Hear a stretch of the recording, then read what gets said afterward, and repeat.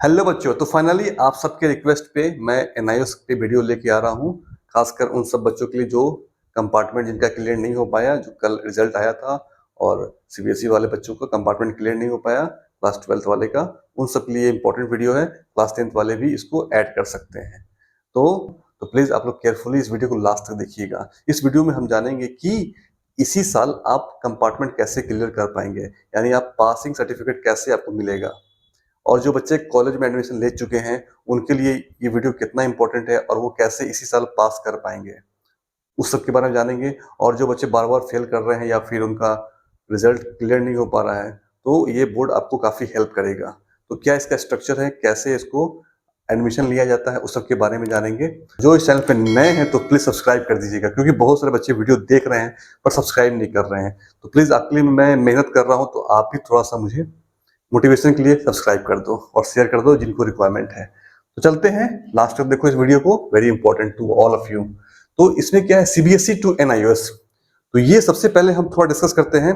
CBSE board को तो आप जानते हैं, एनआईएस बोर्ड को भी बहुत सारे बच्चे जानते हैं बट कुछ नहीं जानते हैं। तो ये एनआईएस बोर्ड भी क्या है, सीबीएसई की तरह ही सेंट्रल बोर्ड है। मतलब कि जो सीबीएसई को जो हैंडल करता है सेंट्रल गवर्नमेंट, उसी तरह एनआईएस को भी सेंट्रल गवर्नमेंट एमएचआरडी हैंडल करता है। तो एक ही बॉडी दोनों को चलाता है। तो इसमें कोई शक की बात नहीं है कि ये बोर्ड कैसा है, ये प्योर सेंट्रल गवर्नमेंट बोर्ड है। क्लियर।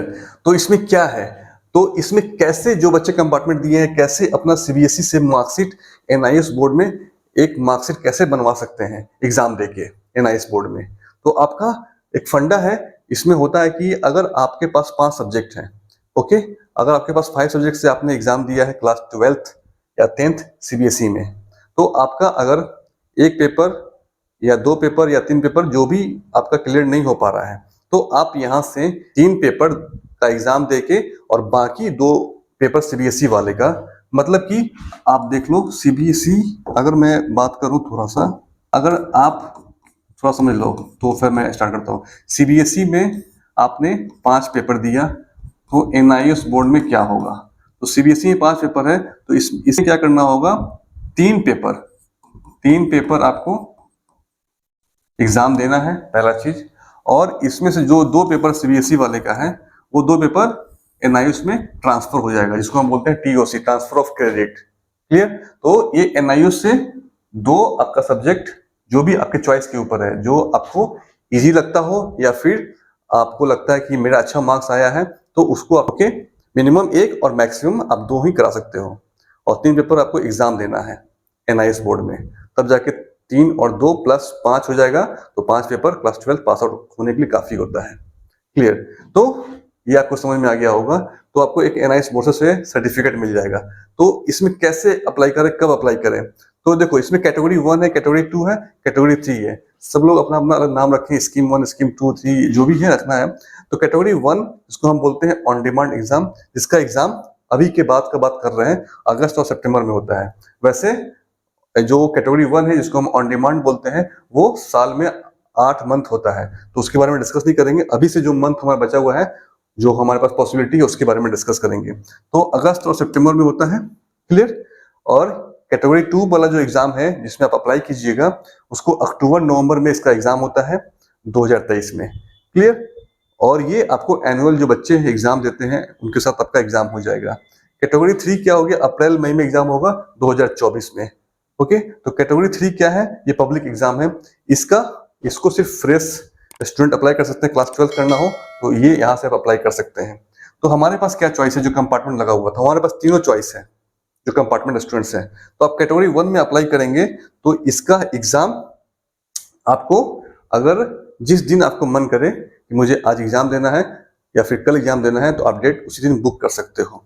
क्लियर। मिनिमम 4 से 5 डेज आपको चाहिए एडमिशन डॉक्यूमेंट वेरिफिकेशन होने के लिए, उसके बारे में डिस्कस करेंगे। तो आपको जब चाहिएगा आपका डेट बुक हो जाएगा अगस्त में। आप जैसे कि 8-9 अगस्त, 8-9-10 को एग्जाम इसका है, तो 8-9-10 में आप अपना एग्जाम डेट सिलेक्ट कर सकते हैं सब्जेक्ट वाइज।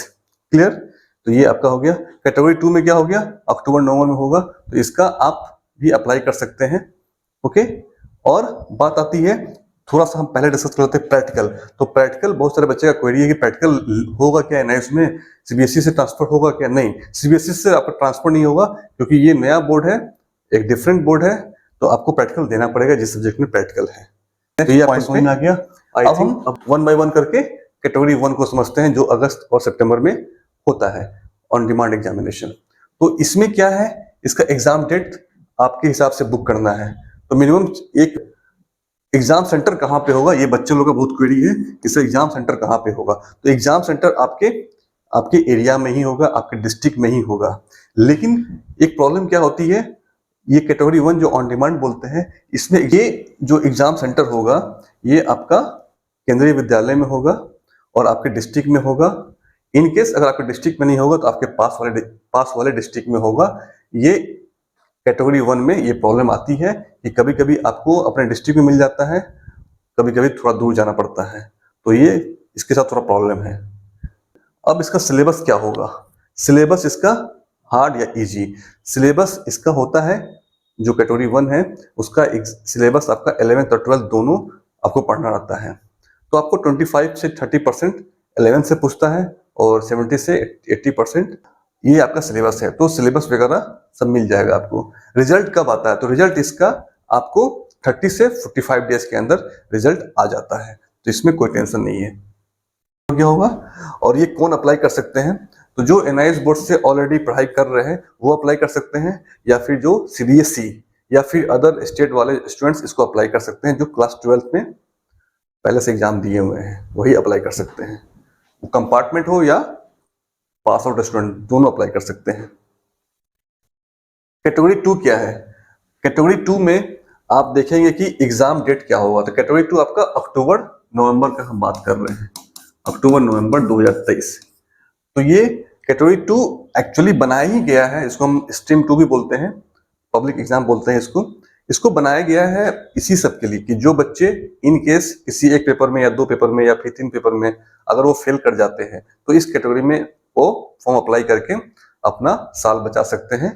और आपको पता होना चाहिए कि ये इसका फॉर्म जो है ना, आपको सारे स्टेट बोर्ड या फिर सीबीएसई बोर्ड का रिजल्ट निकलने के बाद ये फॉर्म एक्टिव हो जाता है। मतलब कि एनआईएस बोर्ड आपको फैसिलिटी दिया है कि जो बच्चे एनआईएस से हो या फिर सीबीएसई से हो या फिर आईसीएसई बोर्ड से हो या फिर other state board all over India से हो, वो इसके लिए अप्लाई करें, उनके लिए ये विंडो ओपन हो जाता है जून के बाद, जून में ही स्टार्ट हो जाता है। इस बार 5-6 जून को स्टार्ट हुआ था, मतलब रिजल्ट आने के बाद। बाकी तो आपका एग्जाम डेट पता चल गया, अक्टूबर नवंबर में होगा। तो ये अक्टूबर नवंबर में जो बच्चा एनुअल एग्जाम देगा एनआईएस का, उसके साथ ही आपका एग्जाम होगा। क्लियर। तो इसमें डेट आप नहीं सिलेक्ट कर सकते हैं, इसमें डेट आपको एनआईएस बोर्ड देगा, डेट शीट आएगा, प्रैक्टिकल पहले होगा, थ्योरी बाद में होगा। तो आपको प्रैक्टिकल पहले देना पड़ेगा। इसका एग्जाम सेंटर में कोई दिक्कत नहीं है, आप अपने डिस्ट्रिक्ट में आराम से आपको मिल जाता है बहुत सारे चॉइसेस। तो फर्स्ट सेकंड थर्ड चॉइस होता है, तो आप फर्स्ट सेकंड थर्ड आप सिलेक्ट कर सकते हैं, जिसको हम स्टडी सेंटर बोलते हैं। इसलिए कंफ्यूज मत होना। और ये स्टडी सेंटर किसी केंद्रीय विद्यालय या फिर गवर्नमेंट कॉलेज में होता है, कहीं प्राइवेट कॉलेज में नहीं होता है। ये पूरा गवर्नमेंट का बॉडी है, डोंट वरी। ओके, तो ये सबसे नियरेस्ट आपके होम लोकेशन से 2 से 3 किलोमीटर रेडियस में इसमें सेंटर आपका अलॉट हो जाएगा। इसमें ज्यादा टेंशन नहीं है। सिलेबस क्या रहेगा, सिलेबस इसमें सिर्फ मैक्सिमम 12th का ही रहता है, मतलब सिलेबस कम हो जाता है। ओके, तो आप इसमें फायदा है आपको, क्योंकि 12th आप पढ़ चुके हैं, देने में आसानी होगी। रिजल्ट इसका आपको जनवरी 2024 में आ जाएगा, सेकेंड वीक या थर्ड वीक में आपको सेकेंड वीक तो पक्का आ जाएगा। ओके फ्रेंड, तो ये आपके लिए इंपॉर्टेंट है। तो जो बच्चे नीट की तैयारी कर रहे हैं या फिर जेईई मेंस की तैयारी कर रहे हैं, तो वो उनका रिजल्ट अगर अप्रैल सेशन के लिए, जो जेईई वाले हैं अप्रैल वाले के लिए पहले रिजल्ट आ जाएगा, तो वो एज ए पास आउट दिखा सकते हैं। और जो नीट के लिए हैं उनके लिए तो फॉर्म आएगा नीट का, तो अप्लाई कर सकते हैं, तो उनके पास हाथ में मार्कशीट रहेगा। तो ये फायदा है अक्टूबर में। और इसका थ्योरी पेपर होता है 80 मार्क्स का और 20 मार्क्स का होता है प्रैक्टिकल। इसमें आपको टीएम में इंटरनल असाइनमेंट नहीं होता है, इसके बारे में डिस्कस करेंगे फर्दर। ओके, अब हम बात करते हैं कैटेगरी 3 के बारे में। तो कैटेगरी 3 अप्रैल में 2024 में होता है। इसमें एग्जाम डेट आपको एनुअल बोर्ड में जो बच्चे का डेट शीट आएगा उसके साथ ही देना है। ओके, और इसका प्रैक्टिकल मार्च में स्टार्ट हो जाता है। एग्जाम सेंटर आपके घर के पास ही पड़ेगा, 12th का ही रहेगा, और रिजल्ट आपका जून में आ गया आता है। इस बार 23 जून को आई थिंक आया था, तो आपको जून में रिजल्ट आ जाएगा, इसलिए डोंट वरी, थोड़ा सीबीएसई के बाद आता है। तो इसलिए आपको डरने की बात नहीं है। और इसमें थोड़ा अंतर है, इसमें थ्योरी होता है 80 मार्क्स का, ओके, और प्रैक्टिकल हो 20 मार्क्स का। और इसमें क्या होता है, 80 मार्क्स में से 80 मार्क्स का 20% टीएमए होता है। तो ये 16 मार्क्स का 16 मार्क्स का आपको टीएमए हो जाएगा। तो आपके पास 20 प्लस 16 यानी 36 मार्क्स का सिर्फ प्रैक्टिकल और इंटरनल असेसमेंट होगा। तो ये काफी अच्छा चीज है कि आपको 36 मार्क्स ऐसे ही मिल जाएगा थोड़ा सा मेहनत करने पे। बाकी 64 मार्क्स आपको थ्योरी में लाना है, थ्योरी में रहेगा, इसमें से आपको स्कोर करना है। तो ये उन सब के लिए है जिनका ये सब्जेक्ट में प्रैक्टिकल है, जैसे बायोलॉजी हो गया, केमिस्ट्री हो गया, फिजिक्स हो गया, उसके लिए 36 नंबर आपको ऐसे ही मिल रहा है। तो आप समझ सकते हो इसमें पास करना कितना इजी है। और जो टीएमए होता है, टीएमए आपको ऑनलाइन आपको असाइनमेंट दिया जाएगा, ओके, आपको सिर्फ 1 2 3 4 पेज पे लिख के आपको अपलोड करना रहता है। उसका डेट आता है, मैं बता दूंगा, ओके, कब अपलोड करना है। जैसे ही फॉर्म खत्म होगा फिलअप, उसके बाद ही फॉर्म उसको टीएम में अपलोड करना रहता है। तो आपको 16 मार्क्स और मैथ और इंग्लिश या फिर हिंदी जो भी सब्जेक्ट है, लैंग्वेज सब्जेक्ट है, उसमें आपको 20 मार्क्स का टीएम में आता है। तो आप समझ सकते हो कि कितनी आसानी से आप पास कर सकते हो, भर के मार्क्स मिलेगा। जेई मेंस के लिए क्वालिफाई कर जाओगे, जेई में क्वालिफाई कर जाओगे, आईआईटी जेई एडवांस के लिए क्वालिफाई कर जाओगे। तो ये फायदा है। और ये एक फायदा ये भी जेई मेंस वाले के लिए जो जेई की तैयारी कर रहे हैं उनके लिए कि अगर आपका 67 से 68% आता है मार्क्स, तो आप टॉप 20% में इजिली आ जाओगे। तो यहाँ 75% आने की जरूरत भी नहीं है। तो very good choice NIS board, okay. तो इसमें कोई डाउट होगा तो आप पूछ सकते हैं, फर्दर कमेंट कर सकते हैं, व्हाट्सएप कर सकते हैं।